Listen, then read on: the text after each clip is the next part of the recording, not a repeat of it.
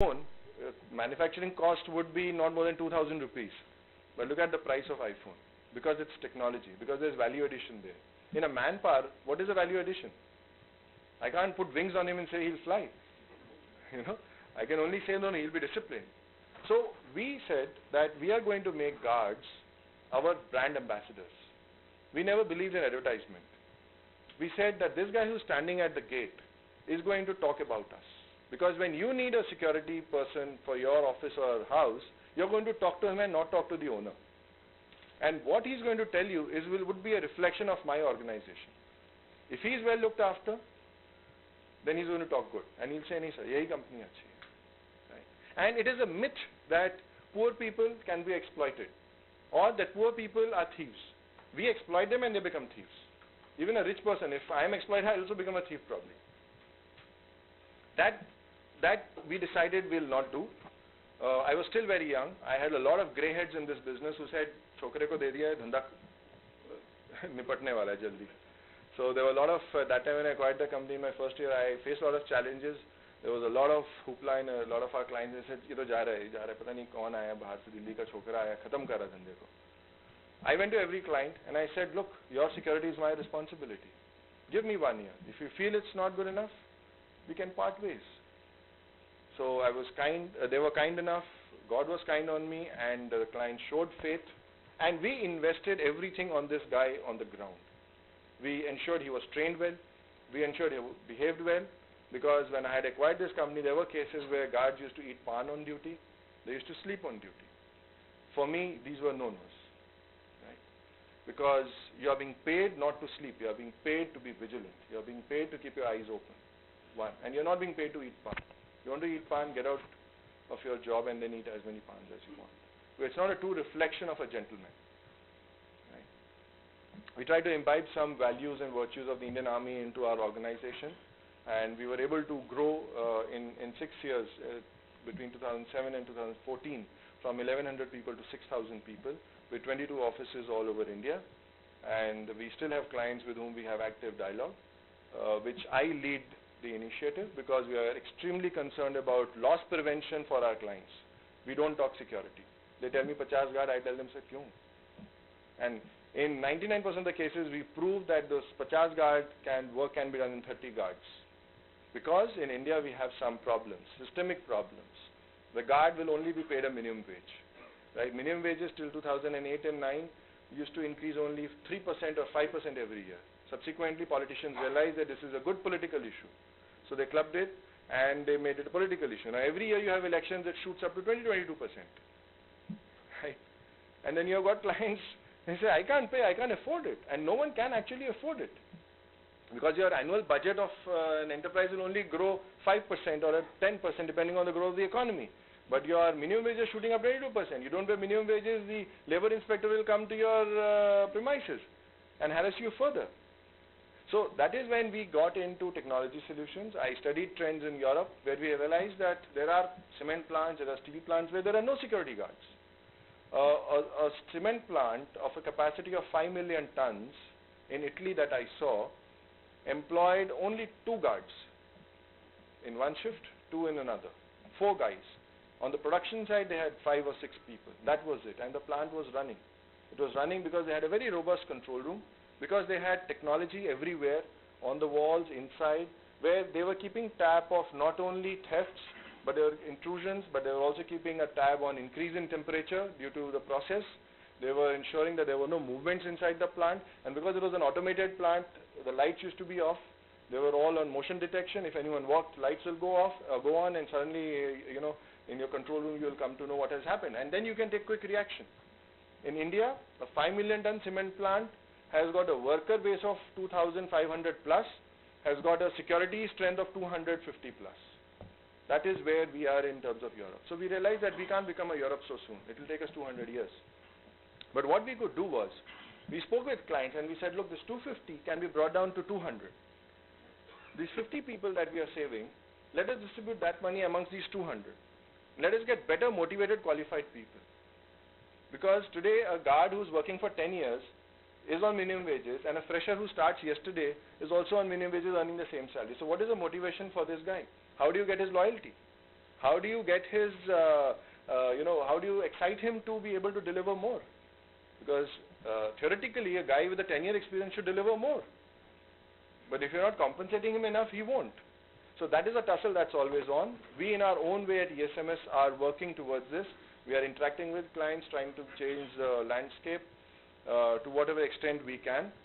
I don't go by my industry standards of security because I realized that 90% people were goons. They came into this business because they saw a lot of money here. Yes, I also came into this business because there was a lot of money. But then soon I realized that it was a social enterprise for me. I soon realized that I was empowering poor people. I soon realized that there were these boys, there were youngsters, there were ex-army men who looked up to us, right? And one wrong decision on our part could change their fate. Their families were dependent on them and they were dependent on us. So that was a huge responsibility to carry at all times. That is the way we have brought this company forward. We also started another venture which was a job-seeking venture because I realized that there are a lot of markets where there are vacancies. When I say markets, there are companies, there are businesses where there are jobs. And then there are the job seekers who are sitting in small towns. And my experience in Vidarbha has been similar, where I realized that towns of Akola, Amravati, Buldhana, you go to Gondia, there are a lot of youngsters, a lot of youth. They are taking good education, they are getting degrees, but there are no jobs to look forward.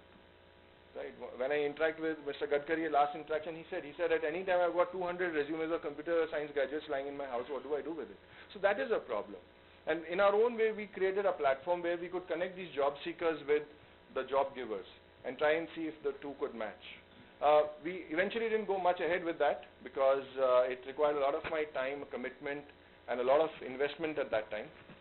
Startups, unfortunately, in that period of 2009 and 10 weren't getting funded as the way they are today. So I didn't take it further over there. Today we are more focused on skill training. We are upgrading the skills of these people.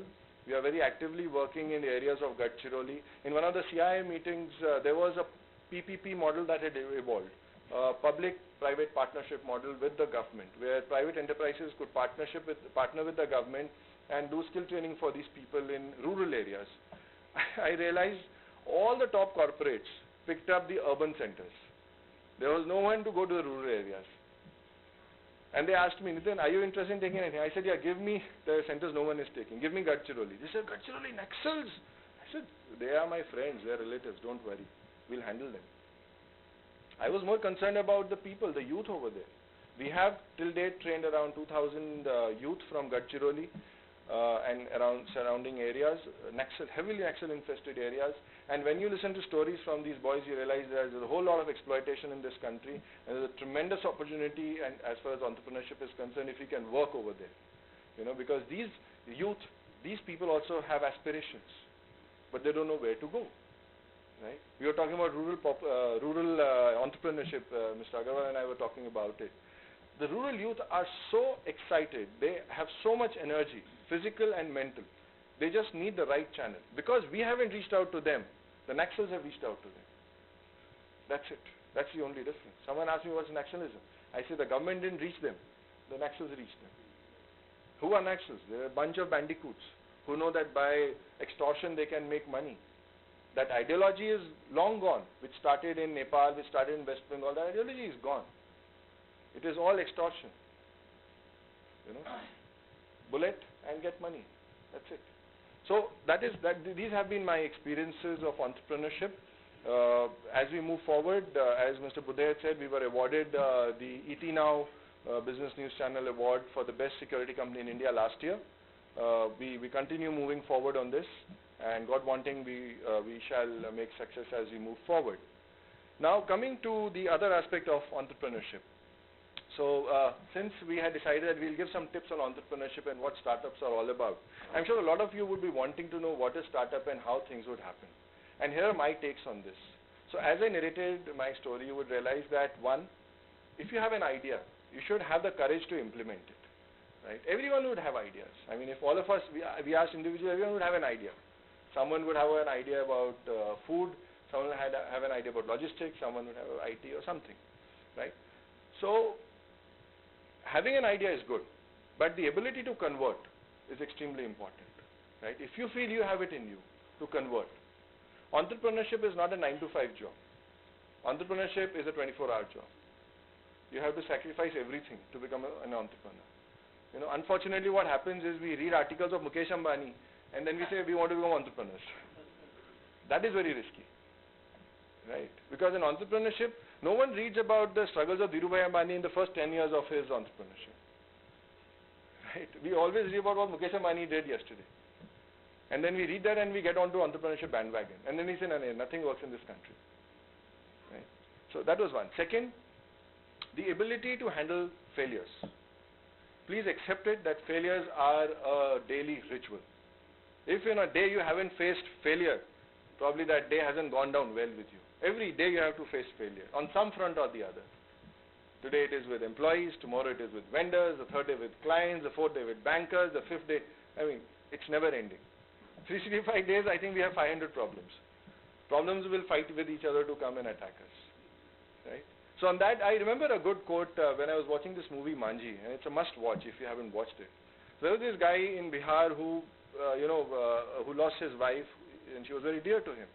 So out of revenge, he said, and he lost her because they were trying to cross the mountain, and because they didn't have a road, and she unfortunately passed away. So out of anger, he decided to break the mountain and create a road, right? And this great man Manjhi took 50 years of his life, that is after his wife passed away.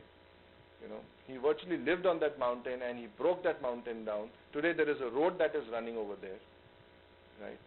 And is a true hero. What he says, so they show a scene where the entire village is migrating because of famine and drought. He had a father and he had 2 kids. So the father and the family were also moving out, the kids were moving out, and the father said, "Why are you here? Nikal yahan se." So he said, "नहीं, but मैं ये पत्थर तोड़ रहा हूँ, पहाड़ तोड़ना है मेरे को." He said, "भगवान के लिए तो निकल पड़." He said, "अरे भगवान भी तो मेरी वेट कर रहा है कि मैं ये तोड़ूं." That is the life of an entrepreneur. भगवान भी शायद हमसे चाहता है कि हम वो करें, you know. So whenever I suffered setbacks in my security company, and dad, my father, who was very concerned as a father, and he would always shout at me and say, "Kya kar raha hai tu? You don't know how to do business." I said, "I am the chosen one. God has chosen me to feed these people. That's it. That is my income of life. बाकी तो सब देखते रहेंगे, bank or investment सब देखते रहेंगे. This is what is important." So Manjhi said, God has probably chosen me to do, and he's also wanting me to do something. That's the hallmark of an entrepreneur. Always remember, failures will be there. Have faith in your abilities, and God will also come back and support you eventually. Why God? Even government. I mean, we were talking to I was talking to a youngster just now, and he said, government doesn't understand. The CM doesn't understand, right? CM is also an entrepreneur. He has achieved what he wanted to achieve in life. It is for us to decide, it is for us to decide what we want to achieve in life. It's as simple as that. From the age of 20 years to the age of maybe 60 years, 70 years, 80 years, you define your life and you decide what you want to do. Things will happen. If Manjhi could break the mountain and create a road over there, right? I mean, so there's a scene where Indira Gandhi went canvassing in his area, and there were some touts, they took him, and they just wanted access to the Prime Minister, and they took this guy, and once they got access to the PM, they shoved him aside. Right, and his story was told to the PM, and she was sympathetic. He said, "Please kuch kariye," and she took out her garland and gave it to him and walked off. But the good part was that it took 15 years, and eventually money came into that village for constructing a road there. Unfortunately, all that money was withdrawn and eaten away by all the touts and the government officials, and nothing reached the road. Right, and this is a true story which I think we face every day in our lives. So it's in spite of the government. At various CII forums when we go and when we listen to industry leaders, they always say, growth is in spite of the government. Right? Government will remain like this. Unfortunately, Maharashtra is one of the most difficult states to do business in India today. Right? But what is the CM talking about? Ease of doing business. So there is light at the end of the tunnel. And he's showing you that light, that's it. He's saying ease of doing business. Go and achieve it yourself. It's for you to solve your problems. Of course, there are macro-level industry problems which platforms like VIA are very passionately taking up with the government. The CII does its bit. You know, when Octroi was to be converted, LBT was brought, CII did its best to get whatever was best for the industry. Even the prevailing GST. So at a macro level, industry associations are going to work and beat hammer and tongs, beat the government and ensure that whatever comes out eventually is good. But entrepreneurship is an individual choice. It's an individual journey. It's a journey full of pebbles and thorns. If you walk on it, you will get bruised. But success for you has to be defined as what you feel is success. Right? It is whether earning a lot of money. And if I may be allowed to quote the example of Vijay Mallya. Right? And I just read his statement 3 days ago saying that after being declared a defaulter by the banks, a willful defaulter by the banks, he says, now I want to retire.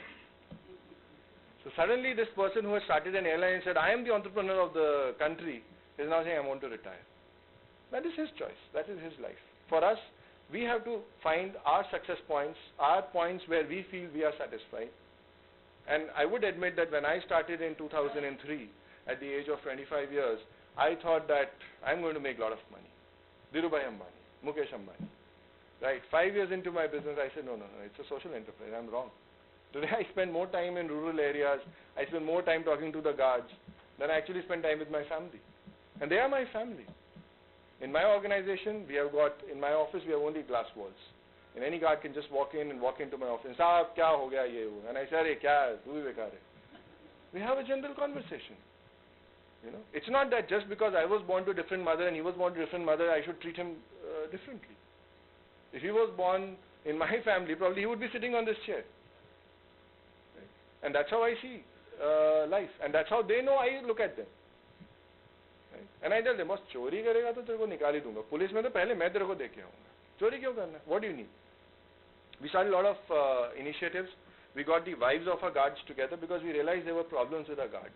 Unfortunately, the worst quality of people in our society in India end up becoming guards. Right? And the irony is that these rejects of the society, they don't find a job anywhere. They don't, they don't qualify in any exams. They are merely sitting at home. And then there is a family pressure to guard ban ja. But this guy who is becoming a guard is securing properties worth crores. Right? Now when I interacted with these guards and I realized some of them were real problem cases, I asked them to get their wives along with them to the office. And much to my surprise, I realized these wives were either graduates or postgraduates speaking fluent English in many cases in Nagpur. Right? So what I realized was that it's women power ultimately that we have to look upon. And we got the women together. We started an NGO called EWA, ESMS Wives Welfare Association, where my wife became the de facto chairperson and we had a full establishment. We got these wives and we said, okay, look, what do we do with you? So we got them into an economic activity. We trained them on tailoring, on stitching, and we told them that they should stitch uniforms of our guards. So the money we were giving to the tailors, we started giving to the women.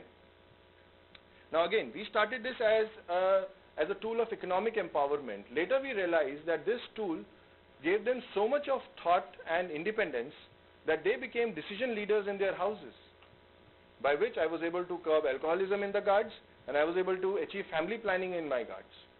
Because each guard, I realized, some of them had 4 kids, 3 daughters, 1 son. And you know the reasons why. And then one fine day, his brother passes away, so his 4 kids join the family. So now he has to fend for 8 people. And he and his wife, 10 people. And he's going to get 4,000 rupees. So either he's going to do a major theft, right? So that was the time we had to support him. And we had to tell him, look, 1 is enough, 2 is more than enough. Don't go beyond that. And we were successful in doing that through the wives. They started calling the shots in their houses. It's extremely important, right? We gave them enough empowerment. I mean, and they celebrate an annual function every year. And they just walk up to the chief minister and the mayor and say, you have to come for our function. And they just walk in. Something even we can achieve. Yeah? So that is what we were able to do. The capitalist enterprise was left long behind as a social enterprise. Ultimately, an entrepreneur is a social worker. And the biggest social workers, entrepreneurs would be Dr. Hegdewar, Mother Teresa. They all bootstrapped their ventures. It's the same thing. What you're talking in business is what they did in the social side. right? They started with just 2 or 3 boys in Nagpur, or Mother Teresa started with 2 or 3 really sick people in Calcutta and started giving them care. And these have grown up to be big enterprises today.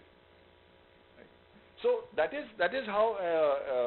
those are the challenges one faces as entrepreneurs. I don't want to discourage anyone who's wanting to become an entrepreneur, but I want you to see the real side of the story. This is the real side of the story. Of course, there is a lot of recognition. The Indian society is very kind.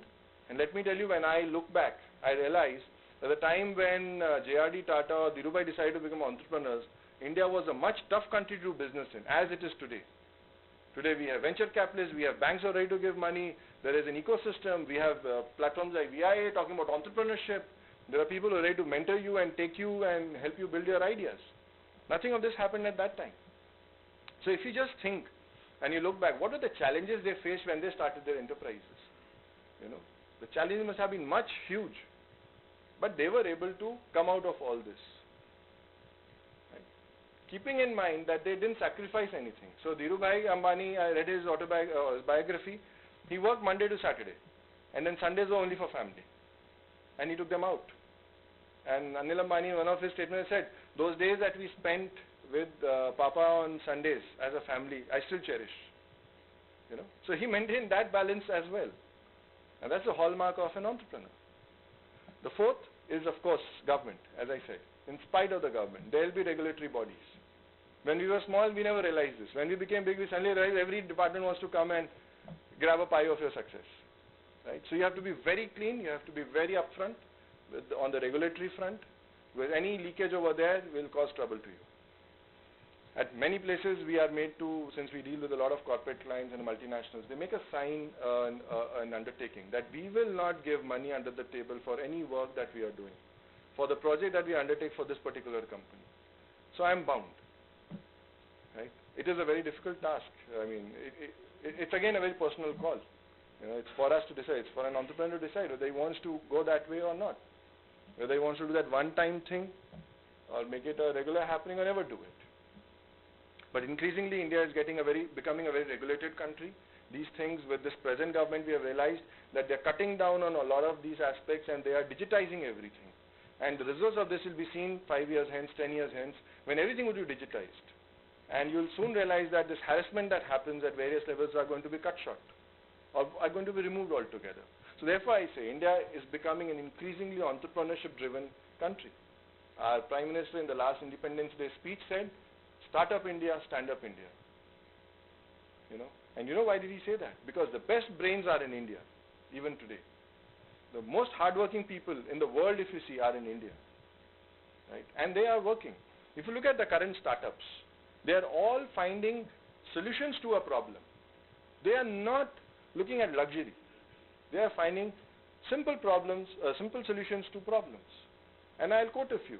So there was always an excess of taxis in India, right? You go to any city, you get out of the station or the airport, you'll have auto union, you will have a taxi union, and you have to haggle with them to wherever you want to go, and you don't know where they are taking you, right? And Delhi was known for this. Ki Delhi ke thug hi bolte hain. My Bombay friends always say Delhi ke thug hai wo. So there were these two IITians, they came together, and they started something called as Ola. Now, how many of you would have traveled by Ola?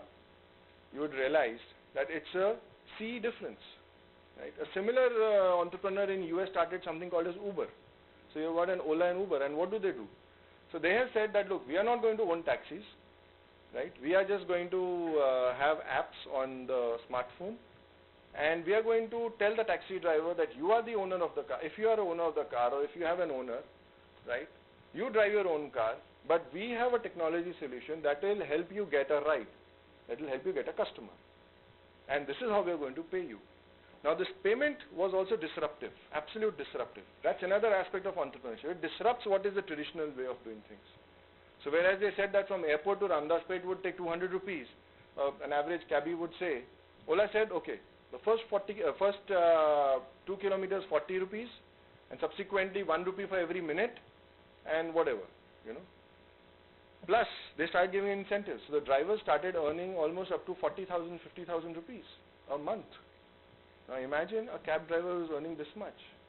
He doesn't have to haggle with the customer. It's a stress for him. He's able to drive himself and the customer in a neat, clean AC taxi, and he's assured of that much of income. Again, as I told you, he has to earn that much. Otherwise, he's going to cut corners.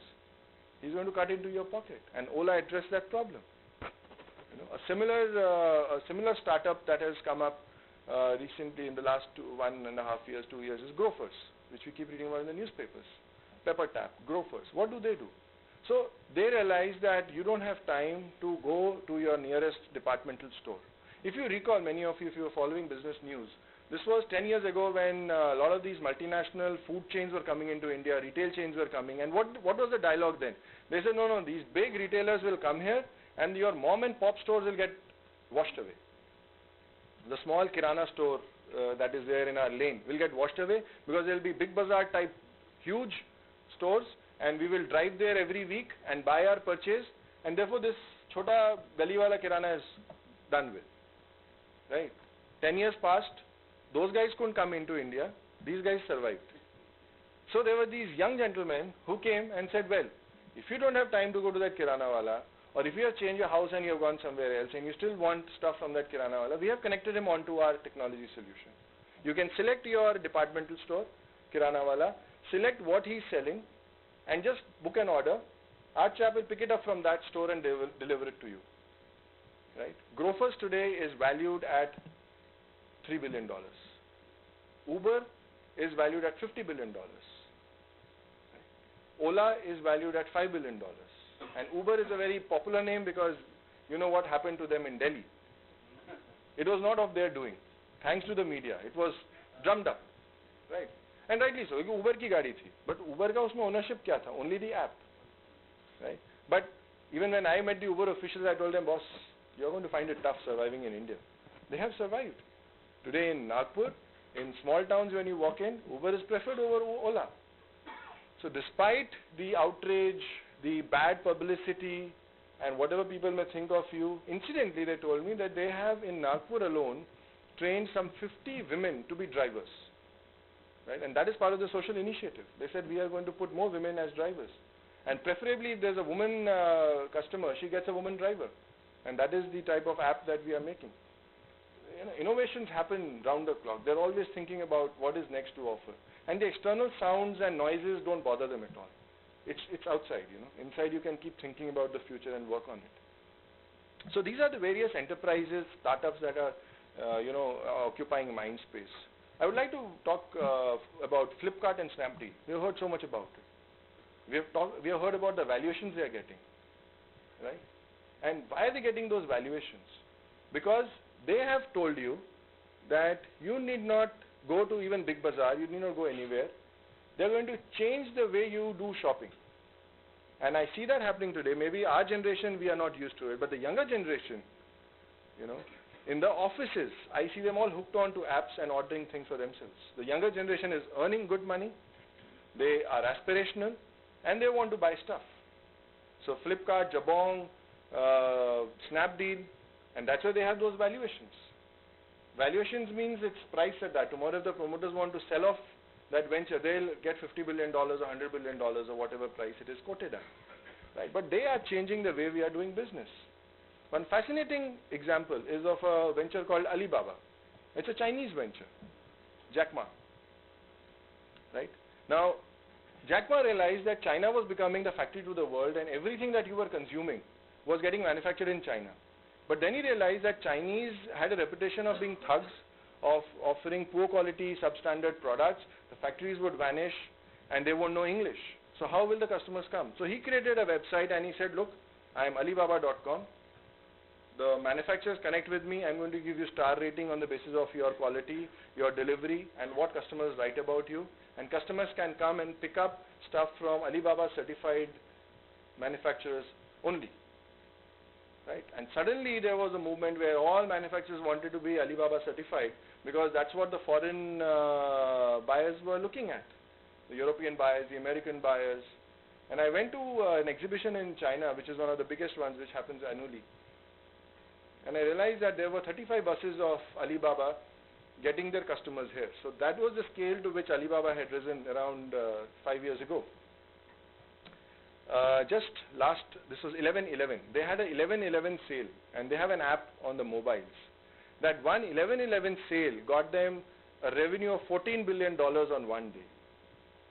It's beyond our imagination.